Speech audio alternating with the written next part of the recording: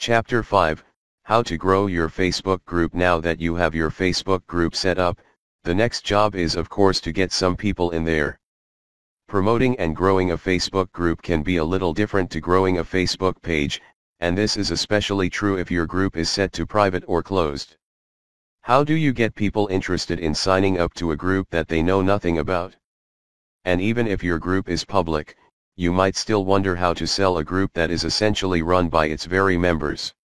How do you gain momentum for a community with no one in it to begin with? Start small and extremely targeted. While you might think that having a small and private group will be hard to market, this is actually precisely your biggest asset.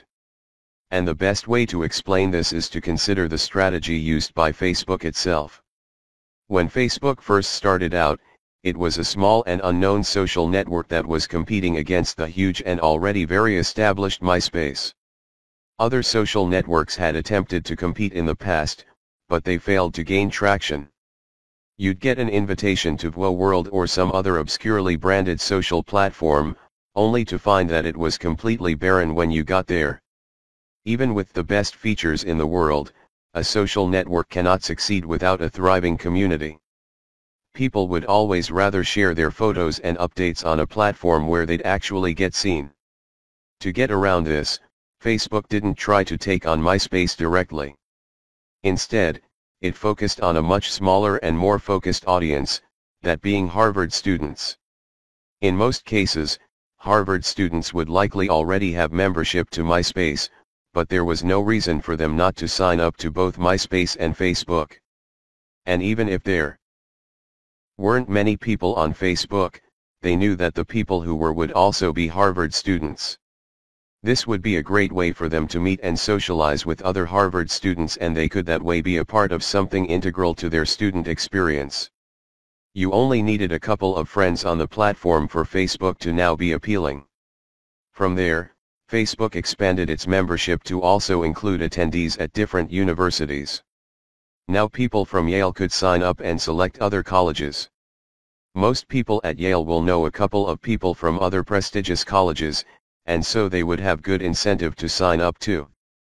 The membership would then further open up to members of all universities, then to other organizations such as businesses, and eventually it went global. By the time it went global, it already had a huge and highly active membership that made it extremely appealing to new users. So how do you go about mimicking this in the microcosmic environment that is your Facebook group? The answer is not to try and explode quickly to begin with, but to instead grow your group slowly and to spend time really developing an active community before you spread outward.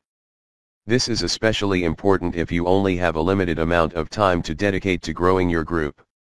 A model. In fact, one of the very best things you can do with a Facebook group is to start out by inviting your own friends or business partners and using it as a place to discuss the topics you're interested in. This is also a great way to get your members more invested in what you're doing.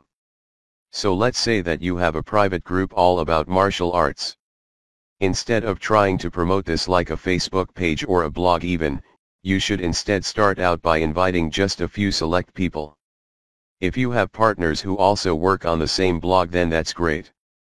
If you have any martial arts colleagues, then that will work very well as well.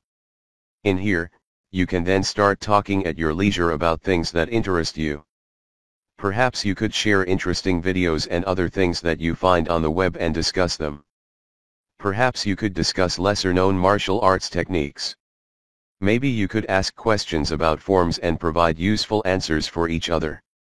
From all this, you'll be able to create a real buzz and interest in your group, and that will then be extremely appealing to outsiders who want to get involved. You can this way grow your group much more effectively than if you had started out with a completely empty group and marketed it that way. The next step, discussing your group. From here, the next step is to make sure you discuss your group through your other platforms and that you mention it at every possible opportunity. So you might mention it on your blog if you have one, you might mention it on a YouTube channel, and you might mention it on your Facebook page. The most important thing to do here is to make it sound extremely enticing. Talk about it using language such as VIP and exclusive. These terms create strong social incentives for people to join. We can't help but want to be members of exclusive groups. It is built into our very psychology through hundreds of years of evolution. At the same time, be sure to mention the groups as frequently as you can. It is not enough to mention them once, or to have a single page that just shows the link. If you engage in content marketing and post lots of articles to your website, which you should, then look for opportunities to gradually drop your link into the conversation in a way that makes it sound exciting so that people are constantly given the opportunity to become interested and curious. Spread the word. Finally, in order to see true exponential growth for your group, you want the members to become brand ambassadors and start inviting more people. Once they are highly engaged, you can accomplish this by simply asking for their help, or by running competitions.